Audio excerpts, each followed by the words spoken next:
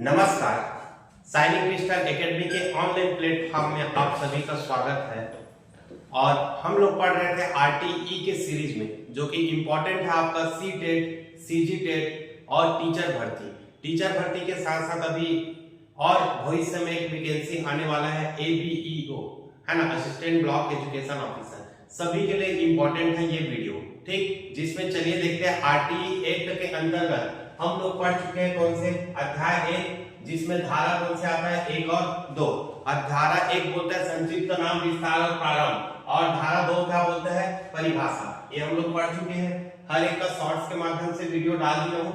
आज थोड़ा वीडियो लंबा होने वाला है, उसको देखते हैं। अध्याय 2 निःशुल्क एवं अनिवार्य शिक्षा का अधिकार, जिसके अंतर्गत धारा 3 क्या बोलता है, तो धारा 3 बोलते हैं निःशुल्क और अनिवार्य शिक्षा जो है बालक का क्या है, अधिकार है।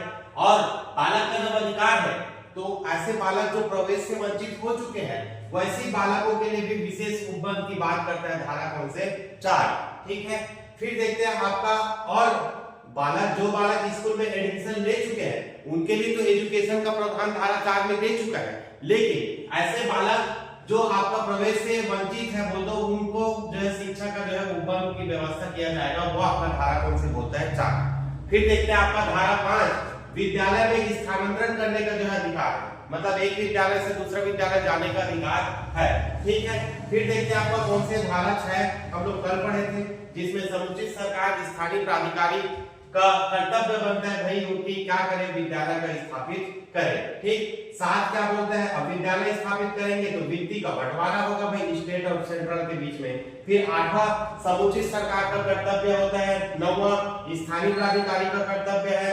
10वां माता पिता का कर्तव्य होता है कि वो बालकों को जो है शिक्षा का अधिकार दिलाए। और 11 बोलते हैं समुचित सरकार के द्वारा विद्यालय की पूर्व की शिक्षा की व्यवस्था की जाएगी। तो ये रहा आपका कौन से अध्याय 3 तक का जितने भी धारा, ये सारा चीज हम लोग पढ़ चुके हैं, जिसको आज हम लोग किए क्या, रिवीजन, ठीक है।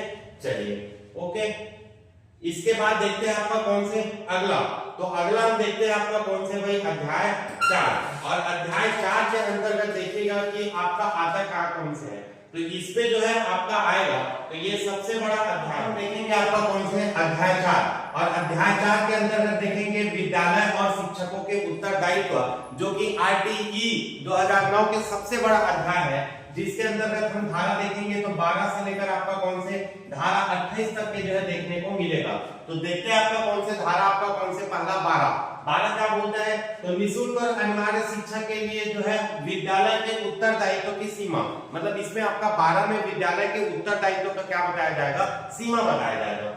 13 में बोलता है किसी भी प्रकार का आरटीई के अंतर्गत जो बच्चे को प्रवेश दिलाएंगे उससे किसी भी प्रकार का फीस नहीं लेंगे। तो इसको ऐसे याद रखना कि 12 में विद्यालय के उत्तरदायित्व का सीमा, 13 में हम 13 से फीस नहीं लेंगे। और याद रखना धारा 14 हम बच्चों के आयु का सबूत मांगेंगे, ठीक है। जैसे कि कोई प्रमाण पत्र हो गया या आधार कार्ड वगैरह हो गया आजकल, तो धारा 14 क्या बोलता है, तो प्रवेश के लिए आयु का क्या मांगेंगे, सबूत मांगेंगे। तो 14, क्योंकि 6 से 14 साल तक के बच्चों को हम निःशुल्क और अनिवार्य शिक्षा देते हैं, तो धारा 14 में ही हम आयु का सबूत मांग लेंगे, ताकि उसके 14 के बाद आपका जो है वाले बच्चे को हम थोड़ा सा देखेंगे। इसके लिए आपका क्या चाहिए भाई, आयु का सबूत। तो धारा 14 क्या बोलता है, आयु का सबूत। नेक्स्ट देखेंगे 15, तो 15 बोलता है आपका प्रवेश से इनकार नहीं किया जाना, ठीक है। तो धारा 15 क्या बोलता है, प्रवेश से इनकार न किया जाना। 15 में आपका किसी भी प्रकार का प्रवेश से इनकार नहीं करेंगे।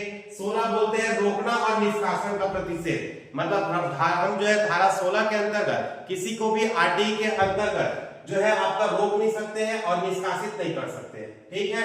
उसके बाद देखेंगे आपका कौन से धारा 17, तो 17 बोलता है कि आप 17 में खतरा काम नहीं कर सकते। खतरा काम क्या होता है कि बालकों को शारीरिक और मानसिक उत्पीड़न प्रतिषेध है, तो बालकों को आप शारीरिक और मानसिक उत्पीड़न जो है प्रताड़ित नहीं कर सकते हैं, ये बोलता है आपका कौन से धारा 17।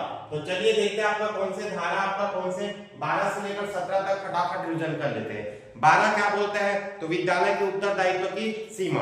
13 बोलता है 13 से किसी भी प्रकार का फीस नहीं लेंगे। 14 बोलता है 14 में हमको आयु का सबूत दीजिए, ठीक है। 15 में हम बोलेंगे प्रवेश से इनकार नहीं कर सकते। 16 में हम क्या बोलते हैं, तो 16 में रोकना और निष्कासन नहीं कर सकते। और 17 बोलता है कि बालकों के साथ किसी भी प्रकार का खतरा काम नहीं कर सकते। कहने का मतलब है कि हम कोई भी बालक को हम क्या कर नहीं कर सकते, तो शारीरिक और मानसिक प्रताड़ित जो है नहीं कर सकते हैं। ये बोलता है आपका कौन से धारा 17। धारा 17 के बाद हम देखेंगे आपका कौन से धारा 18। तो धारा 18 क्या बोलता है, इस पे हम बात करेंगे। तो धारा 18 ये बोलता है कि आप बिना प्रमाण पत्र के किसी भी प्रकार का विद्यालय स्थापित नहीं कर सकते, ठीक है। और 19 बोलता है विद्यालय के कौन से मान और मानक। और धारा 20 क्या बोलते हैं बोलेंगे, तो अनुसूची में संशोधन करने की शक्ति। जैसे कि हम लोग संविधान में पढ़ते हैं, संविधान के भाग 20 बोलते हैं संविधान में संशोधन करने की शक्ति देता है। वैसे याद रखना इसका कौन से धारा जो 20 होता है वो आपका बोलता है कि अनुसूची में भी हम संशोधन कर सकते हैं, ठीक है। उसके बाद देखेंगे आपका कौन से 21। तो 21 में याद रखना शाला प्रबंधन समिति होता है। तो 21 में क्या होगा, शाला प्रबंधन समिति, मतलब हम उसका मैनेजमेंट करेंगे। उसके बाद 22 में बोलते हैं कि विद्यालय विकास योजना। तो 21 में हम प्रबंधन करेंगे, फिर 22 में हम क्या करेंगे, उसका विकास करेंगे, ठीक है। उसके बाद देखते हैं आपका कौन से 13 जो 23 जो है आपका कौन से इंपॉर्टेंट है कि शिक्षकों की नियुक्ति के लिए अर्हताएं और सेवा का निबंधन और कौन से शर्तें। तो शिक्षकों की नियुक्ति के लिए अर्हताएं और कौन से शर्तें की बात करता है आपका कौन से धारा 23। यही जो है शिक्षक भर्ती के लिए जो आपका क्वालिफिकेशन जो है डिसाइड करता है। उसके बाद देखेंगे आपका 24 शिक्षकों के कर्तव्य है और शिकायतों को क्या करना है, दूर करना है। तो शिक्षकों के कर्तव्य और शिकायतों को दूर करना।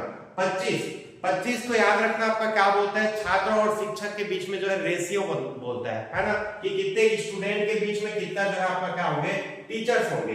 तो कितने स्टूडेंट के बीच में अगर देखेंगे तो इसका आपको पता होगा कि 1 अनुपात हमारे यहाँ क्या है 30 है। आपका कौन से स्कूल्स के लिए बात करेंगे, तो ये होता है आपका कौन से भाई प्राइमरी। वही मिडिल की बात करेंगे तो 1 अनुपात क्या होता है 35 होता है, ठीक है। तो ये हम जो है देखेंगे आपका फुल डिटेल्स में, इसके अनुसूची में इसका और पूरे रेशियो के बारे में अच्छे से देखेंगे। तो धारा 25 क्या बोलता है, शिक्षक और कौन से स्टूडेंट, तो छात्र और शिक्षक के बीच में हम क्या देखेंगे भाई, अनुपात देखेंगे, ठीक है।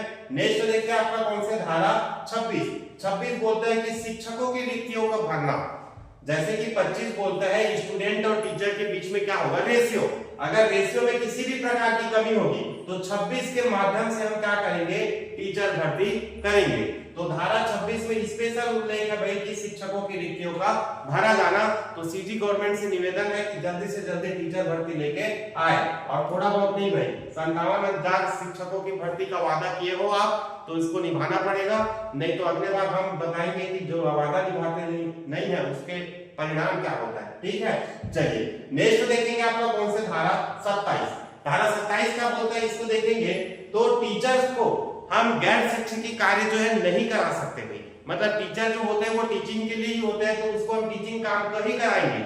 लेकिन कुछ अपवाद है, जैसे कि क्या क्या, तो एक होता है जनगणना, ठीक है। जनगणना में टीचर्स को यूज कर सकते हैं। उसके बाद एक होता है किसी भी प्रकार का अगर आपदा आ जाता है, जैसे कि कोरोना आया था, ठीक है, इस टाइप से कोई आपदा आता है तो हम उसको जो है ले सकते हैं, ठीक। उसके बाद जैसे कि और देखेंगे आपदा हो गया, जनगणना हो गया, और एक होता है कौन से चुनाव। ये सब का छोड़ इसके अलावा और किसी भी प्रकार का गैर शिक्षकी प्रयोजन के लिए शिक्षकों को अभिनियोजित किए जाना क्या होता है, प्रतिषेध होता है, ठीक है। लेकिन 3 अपवाद है, याद रखना, जनगणना, आपदा और कौन से चुनाव। इन तीनों में हम शिक्षकों को जो है ले सकते हैं, ठीक। ये बोलता है कौन से धारा 27। और मेन इंपॉर्टेंट है आपका कौन से लास्ट का इस अध्याय का जो है अंतिम धारा है वो है धारा आपका कौन से 28। और धारा 28 ये बोलता है कि किसी भी प्रकार का गवर्नमेंट शिक्षक को प्राइवेट ट्यूशन लेने का अधिकार नहीं है।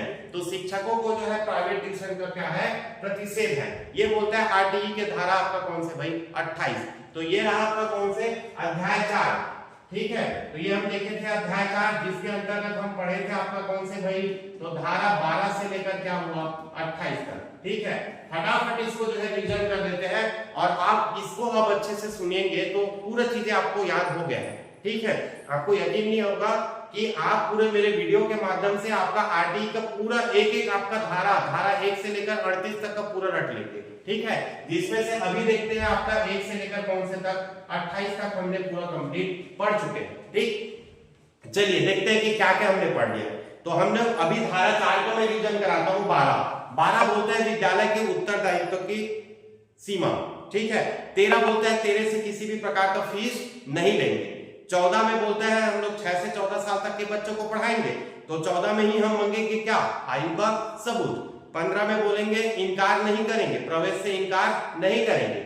16 में हम उसको जो है निष्कासित नहीं कर सकते हैं। 17 में हम किसी भी प्रकार का खतरा काम नहीं करेंगे कि बच्चों को जो है शारीरिक और मानसिक प्रताड़ित नहीं कर सकते। 18 में बोलता है कि बिना मान्यता के हम स्कूल नहीं खोल सकते। 19 में बोलता है विद्यालय के कौन से मान और मानक। और 20 बोलते हैं जैसे हम संविधान के 20 में हम संशोधन पढ़ते हैं, वैसे हम यहाँ के 20 में हम अनुसूचियों में संशोधन पढ़ेंगे। तो आरटीई के जो है धारा 20 बोलते हैं कौन से अनुसूची में संशोधन। फिर 21 क्या बोलते हैं, तो विद्यालय प्रबंधन समिति बोलता है। और 22 क्या बोलेंगे, तो पहले हम प्रबंधन करेंगे, फिर उसके लिए विकास की योजना के बारे में बात करेंगे। तो 22 क्या बोलते हैं, विद्यालय विकास योजना। फिर 23 बोलते हैं आपका शिक्षकों की नियुक्ति के लिए अर्हताएं और शर्तें, ठीक है। उसके बाद देखेंगे 24 बोलते हैं कौन से शिक्षकों के कर्तव्य और शिकायतों को क्या करना, दूर करना। 25 क्या बोलते हैं, तो छात्र और शिक्षकों के जो है अनुपात, ठीक, अनुपात 25 बोलते हैं। और अगर अनुपात में किसी भी प्रकार की कमी होगी तो 26 धारा 26 के माध्यम से हम शिक्षकों की क्या करेंगे, नियुक्ति करेंगे, ठीक। और जब शिक्षकों की नियुक्ति कर लेंगे तो जो शिक्षक होंगे वो शिक्षक पढ़ाने के लिए ही होंगे, तो उसको किसी भी प्रकार का गैर शैक्षिक कार्य में हम उसको जो है शामिल नहीं करेंगे। हालांकि चुनाव, आपदा और आपका जनगणना ये जो है क्या है, अपवाद है। ये बोलता है आपका कौन से भाई, धारा 27। और धारा 28 ये बोलते हैं कि कोई भी गवर्नमेंट टीचर्स है वो किसी भी प्रकार का प्राइवेट ट्यूशन नहीं ले सकता है, ये धारा 28 बोलता है, ठीक। तो अब उम्मीद है कि आपका अध्याय 4 धारा 12 से लेकर धारा 28 तक की चीजें पूरा आपको याद हो गया होगा, ठीक है। याद कराने में अगर मैं सफल रहा तो लाइक, सब्सक्राइब और शेयर कर दीजिएगा। Okay, thank you.